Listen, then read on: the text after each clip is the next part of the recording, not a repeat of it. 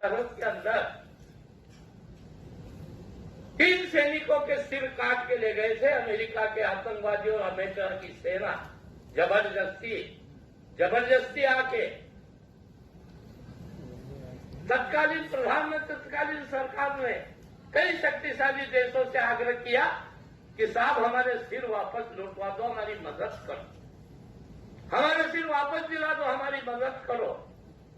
मदद करने की और सिर लौटाने की बात तो दूर रही, अमेरिका की मिलिट्री और आतंकवादियों ने फुटबॉल ग्राउंड में हमारे सैनिकों के सिरों को ठोकरों से फुटबॉल जैसा सलूट किया और वीडियो वायरल करके हमें जलील किया। अभी आपको याद होगा हमारा कौन सैनिक, वो अपना वायुसेना का अधिकारी पकड़ा गया था अमेरिका में, अभिनंदन अभिनंदन वहां फूल बरसाने नहीं गया था, अभिनंदन वहां मारने गया था, मिसाइल दागने गया था, तोप का गोला फोड़ने गया था। पर किसी कारणवश वो पकड़ा गया। मैं वो देख रहा था मोदी जी ने क्या चैलेंज किया था, मैं हाउस में और वहां पे उपस्थित था। मोदी जी ने किसी के सामने गिड़गिड़ाया नहीं कि मेरे अभिनंदन को छुड़ाने में मदद करिए। नमस्कार दोस्तों, अभी कुछ देर पहले मैं मोबाइल चला रहा था और उस पर एक बहुत ही बहरन टाइप की न्यूज़ देखी। न्यूज़ का एक वीडियो था जो मैंने देखा, मुझे लगा कि उस पर भाई साहब से कुछ सलाह लेनी चाहिए, जानकारी लेनी चाहिए, क्योंकि उसके बारे में मुझे ज़्यादा कुछ नहीं पता। तो मैं जानना चाहूँगा भाई साहब, वो कौन सी तारीख थी जब अमेरिकी आतंकवादी और सैनिक आए और हमारे भारतीय सैनिकों को ले गए? देखिए भाई साहब, जब देश के राजनेता, वो आप खुद एक एमपी हो। भाई साहब देखिए, आप समझ सकते हैं, इनको कुछ नहीं आता जाता। इनसे पूछा था वो कौन सी तारीख थी, ये राजनेताओं की तरह अपने उत्तर बदल रहे हैं। आप बता सकते हैं वो कौन सी तारीख थी? नहीं, हमारे आईडी में तो ऐसी कोई तारीख नहीं थी। तो फिर मुझे लगता है इनको ये भी पता नहीं होगा कि लगभग कितने सैनिक थे जिनको अमेरिकी आतंकवादी और अमेरिकी सैनिक पकड़ कर ले गए थे। आपको पता है कितने सैनिक थे वो हमारे? भाई साहब, जिस प्रकार से आप बात कर रहे हैं, हो सकता है मुझे लगता है इन्हें ये ही नहीं पता आखिर ये हुआ कब है, क्योंकि इन्हें कुछ पता ही नहीं है। मुझे पता है निकम्मे टाइप के पत्रकार हैं, इन लोगों को कुछ नहीं पता। आपको मैं एक वीडियो दिखाता हूँ। सरहद के अंदर 3 सैनिकों के सिर काट के ले गए थे अमेरिका के आतंकवादियों और अमेरिका की सेना। जबरदस्ती आके। अब जरा सोचिए, ये कितनी विडंबना की बात रही होगी जब अमेरिकी आतंकी भारत में घुस आए और हमारे 3 सैनिकों को उठाकर ले गए। और उस समय की तत्कालीन सरकार जो थी, मतलब इनका इशारा है यूपीए सरकार की ओर। जो यूपीए की उस समय सरकार थी, वो शक्तिशाली देशों से गुहार लगाती रही, ये हमारे सैनिकों को वापस कर दो, हमारी मदद करवा दो। कुछ तत्कालीन प्रधानमंत्री, तत्कालीन सरकार ने कई शक्तिशाली देशों से आग्रह किया कि साहब हमारे सिर वापस लौटवा दो, हमारी मदद करो, हमारे सिर वापस दिला दो, हमारी मदद करो। ज्ञान का सागर भरा हुआ है और ये पत्रकार लोग, इनको कुछ नहीं आता जाता, ये बस मोबाइल में लगे रहते हैं, कुछ पता नहीं होता। अब आप मदद करने की और सिर लौटाने की बात तो दूर रही, अमेरिका की मिलिट्री और आतंकवादियों ने फुटबॉल ग्राउंड में हमारे सैनिकों के सिरों को ठोकरों से फुटबॉल जैसा सलूट किया और वीडियो वायरल करके हमें जलील किया।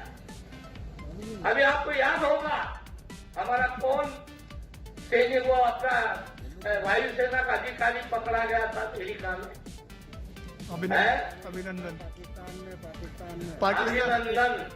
ये देखिए अभी उन्होंने बताया कि हमारे यहाँ का कोई अधिकारी पकड़ा गया था अमेरिका में। अभिनंदन, और वो भी पाकिस्तान कह रहा है। इन लोगों को पता है क्या ये? अभी इनसे पूछो कहाँ गए थे, कहाँ से पकड़े गए थे और कहाँ लाए गए थे, और फिर कैसे भारत ने उन्हें वापस लिया था, तो ये बता नहीं लेंगे पाकिस्तान में थे। इनको कुछ आता जाता है नहीं। अब बताइए, सांसद जी खुद आके बात बताते हैं कि अभिनंदन जी अमेरिका गए थे और वहाँ पर उनकी सेना ने अभिनंदन जी को पकड़ लिया। अभिनंदन वहां फूल बरसाने नहीं गया था, अभिनंदन वहां मारने गया था, मिसाइल दागने गया था, तोप का गोला फोड़ने गया था। पर किसी कारणवश वो पकड़ा गया। ये देखिए, सांसद जी बताते हैं कि अभिनंदन अमेरिका वहाँ फूल बरसाने नहीं गया था, अब पता नहीं सांसद जी को कहाँ से लगता है कि अभिनंदन एक बादल है जहाँ से फूल बरसते हैं और वो किसी भी देश के ऊपर जाके फूल बरसाने लगते हैं। ऐसे जैसे अभी मौसम चल रहा है बारिश का, आपने देखा होगा बारिश कैसी होती है, वैसे ही फूल बरसाने लगते हैं। अब ये समझने वाली बात है कि अभिनंदन अमेरिका पहुँच गए, ये सांसद जी बता रहे हैं। अमेरिका पहुँचे और वहाँ पर गए क्या, किस लिए थे?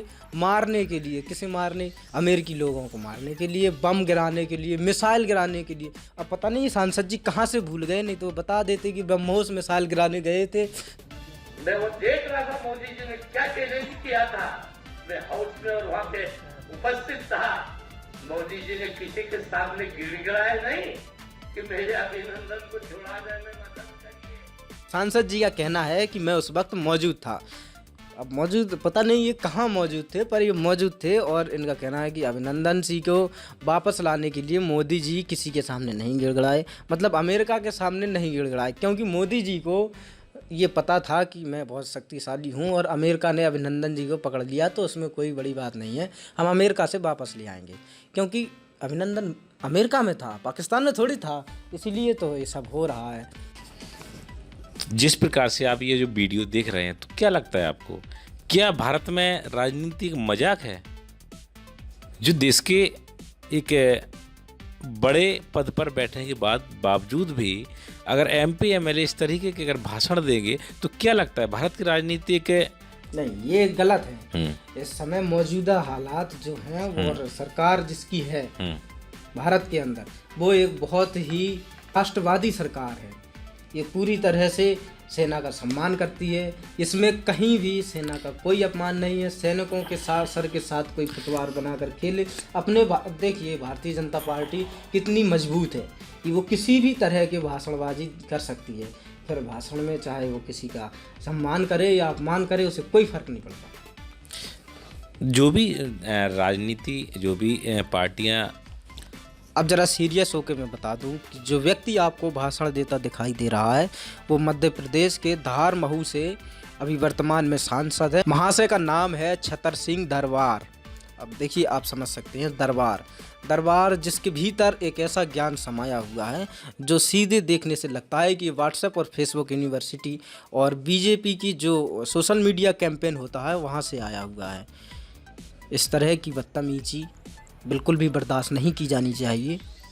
ये सेना के साथ खुला अपमान है, जहाँ पर एक तो झूठे और अनर्थक रूप से इस तरह के आरोप लगाए जाते हैं कि 3 सैनिकों को अमेरिकी आतंकवादी और अमेरिकी सेना भारत से ज़बरदस्ती उठाकर ले गए और ले जाने के बाद उनके तीनों के सर कलम कर दिए गए और उनके सरों के साथ फुटबॉल बनाकर खेला गया।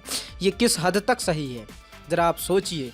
ये वर्तमान समय की भाजपा सरकार के एक सांसद जी अपनी मुखार विंद से वर्णन कर रहे हैं। ये सोचने वाली बात है, इस पर गौर कीजिए। ये कितनी जो अभी वर्तमान में सरकार है ये कितनी राष्ट्रवादी है, इसका अंदाज़ा आप लगा सकते हैं। कहीं इनका राष्ट्रवाद महज एक दिखावा तो नहीं जिससे राजनीतिक रोटियां पकाई जा रही हैं।